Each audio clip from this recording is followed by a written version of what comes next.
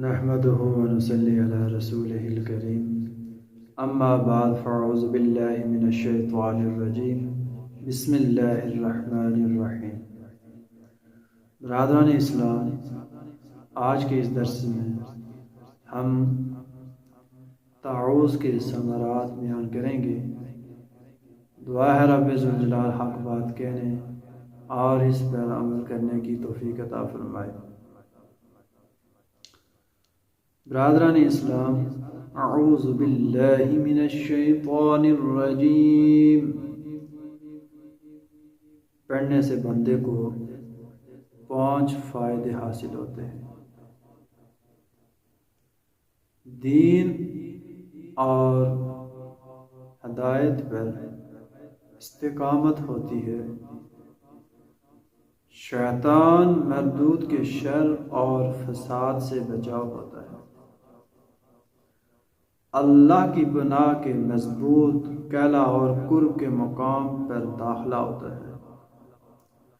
پیغمبروں، صدیقین، شہداء اور صالحین کے ساتھ مقام امن تک رسائی ہوتی ہے، زمین و آسمان کے مالک کی امداد کا حصول ہوتا ہے۔ بعض سابقہ کتب میں آیا ہے کہ جب شیطان لعین و مردود نے اللہ سے کہا کہ میں تیرے بندوں کو اور تیرے بندوں کے آگے پیچھے اور دائیں بائیں سے آؤں گا، تو اللہ تعالیٰ نے فرمایا جو بندہ ایک بار اللہ کی پناہ مانگتا ہے تو اللہ تعالیٰ دن بھر اس کی حفاظت فرماتا ہے۔ رسول پاک صلی اللہ تعالی علیہ وآلہ وسلم کا ارشاد ہے،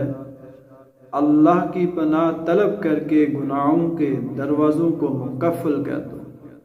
یعنی گناہوں کے دروازوں کو آپ تالا لگا دو اور بسم اللہ پڑھ کر اطاعت و بندگی کے دروازوں کو کھول دو۔ روایت ہے کہ مومن کو گمراہ کرنے کے لیے ابلیس لعین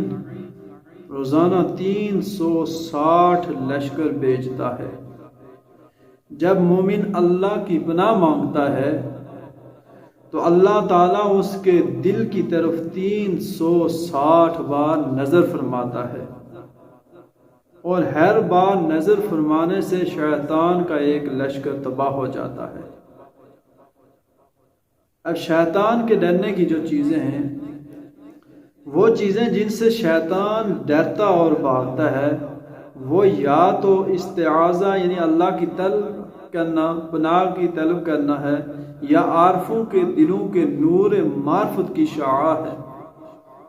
اگر تم عارفوں میں سے نہیں ہو تو تم متقیوں کا استعاذہ لازم، یہاں تک کہ تم عارفوں کے درجہ تک پہنچو۔ جب تم عارفوں میں سے ہو جاؤ گے تو تمہارے دل کی نورانی جو شعاع ہے شیطان کی شوکت کو توڑ ڈالے گی اور اس کے شر کو مٹا دے گی، اور اس کے اثرات فنا ہو جائیں گے، اور تمہاری ذات کے اندر اس کا جو لشکر واردات کے لیے گھات لگائے ہوئے ہے اس کے پاؤں اکھڑ جائیں گے، اور پھر بسا اوقات ایسا ہوگا کہ تم اپنے بھائیوں اور اپنے ماننے والوں کے لیے نگہبان ہو جاؤ گے، جیسا کہ نبی کریم صلی اللہ تعالی علیہ وآلہ وسلم نے حضرت عمر فاروق رضی اللہ تعالی عنہ کے بارے میں ارشاد فرمایا، اے عمر، شیطان تمہارے سایہ سے بھاگتا ہے۔ جس وادی سے عمر گزرتے ہیں شیطان اس وادی کو چھوڑ کر دوسری وادی میں چلتا ہے۔ سبحان اللہ، حضرت عمر کی یہ شان۔ اور ایک ضعیف روایت جو حضرت عمر کے بارے میں ہے کہ عمر کو دیکھ کر شیطان بدحواس ہو جاتا ہے۔ شیطان جب کسی بندے میں اپنی عداوت اور مخالفت کی تصدیق کر لیتا ہے اور بندے کی سچائی اس پر ظاہر ہو جاتی ہے تو وہ اس سے مایوس ہو کر اسے چھوڑ دیتا ہے اور کسی دوسرے کی طرف متوجہ ہو جاتا ہے، لیکن اتنا شاطر ہے کہ پوشیدہ طور پر جھپتا چھپاتا آتا رہتا ہے۔ لہذا بندے کو چاہیے کہ صدق پر سختی سے قائم اور شیطان کے وار سے ہوشیار رہے، اس لیے کہ اس کا سوراخ باریک ہے اور اس کی انسان دشمنی پرانی اور حقیقی ہے۔ وہ گوشت پوست میں خون کی طرح رواں دواں رہتا ہے۔ حضرت ابو ہریرہ رضی اللہ تعالی عنہ کے بارے میں روایت ہے کہ وہ کبر سنی میں دعا مانگا کرتے تھے، الہی میں تیری پناہ مانگتا ہوں اس سے کہ میں زنا کروں یا کسی کو قتل کروں۔ کسی نے ان سے دریافت کیا کہ آپ کو یہ خوف کیا ہے؟ آپ نے فرمایا، کیوں نہ خوف کروں جبکہ شیطان زندہ ہے۔ اب شیطان سے بچاؤ کی جو صورتیں ہیں ان میں نمبر 1 کلمہ اخلاص اور رب العزت کا ذکر کرنے سے شیطان سے جنگ کرنے اور اس کو دور کرنے پر استقامت حاصل ہوتی ہے۔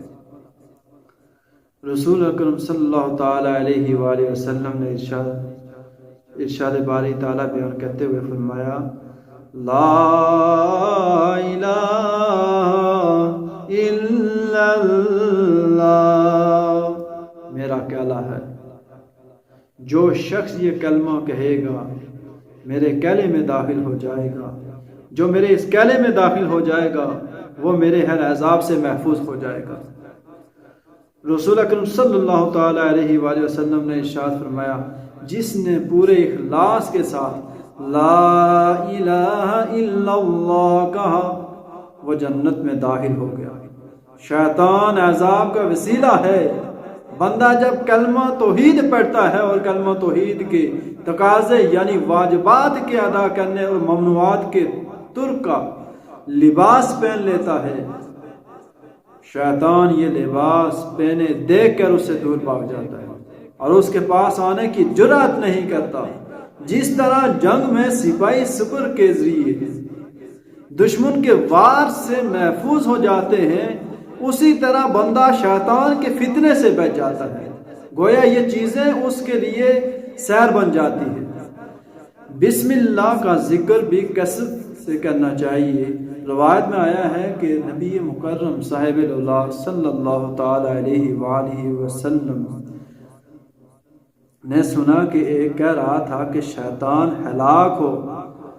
آپ صلی اللہ تعالی علیہ وآلہ وسلم نے فرمایا، ایسا نہ کہو، کیونکہ اس طرح شیطان اپنے آپ کو بڑا سمجھنے لگتا ہے اور کہتا ہے کہ مجھے اپنی عزت کی قسم میں نے تجھ پر غلبہ پا لیا ہے، بلکہ اس کلمے کے بجائے تم بسم اللہ کہو، کیونکہ اس سے شیطان چھوٹ بن جاتا ہے، چھوٹا بن جاتا ہے، یہاں تک کہ وہ ایک چونٹی کے پیر کے برابر بن جاتا ہے، اور ایک روایت میں ہے کہ مچھر کے پیر کے برابر بھی اس کی عزت نہیں رہتی۔ اور نمبر 3 جو صورت بیان کی شیطان سے مقابلہ کرنے کی ایک اہم صورت یہ بھی ہے کہ اللہ کے فضل کے علاوہ دنیا والوں سے کسی قسم کی طمع نہ رکھے،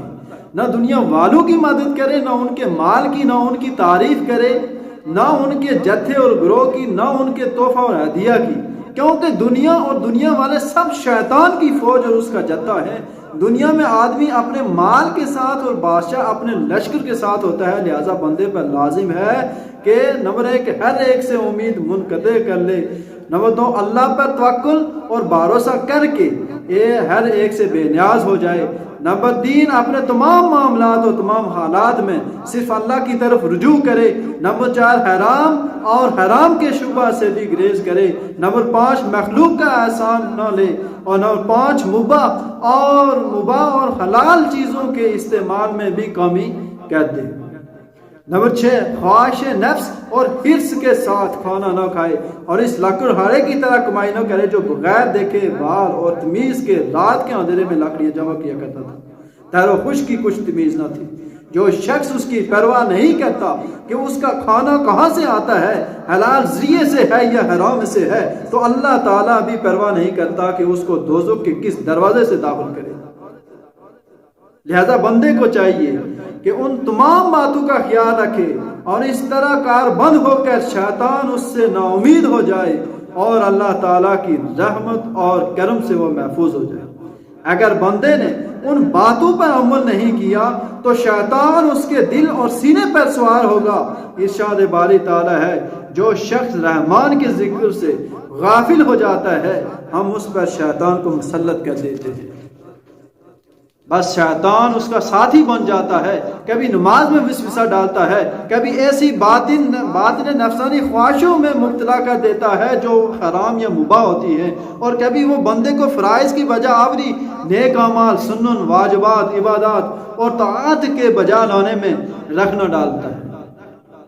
جس کے نتیجہ میں بندے کو دنیا اور آخرت کا خسارہ اٹھانا پڑتا ہے اور اس کا حشر شیطان کے ساتھ ہوتا ہے۔ بسا اوقات آخر میں اس کا ایمان بھی چھین جاتا ہے، جس کے باعث وہ قیامت کے دن جہنم میں فرعون، آمان اور قارون کی معیت میں ہوگا۔ ہم اللہ تعالیٰ سے ایمان کے چھین جانے سے اور ظاہر و باطن میں شیطان کی پیروی کرنے سے پناہ مانگتے ہیں۔ تو معزز سامعین ذی وقار، اٹھتے بیٹھتے، لیٹے، چلتے پھرتے، کھاتے پیتے، جیسے بھی ہے یہ اپنا آپ وظیفہ بنا لیں۔ بسم اعوذ باللہ من الشیطان الرجیم،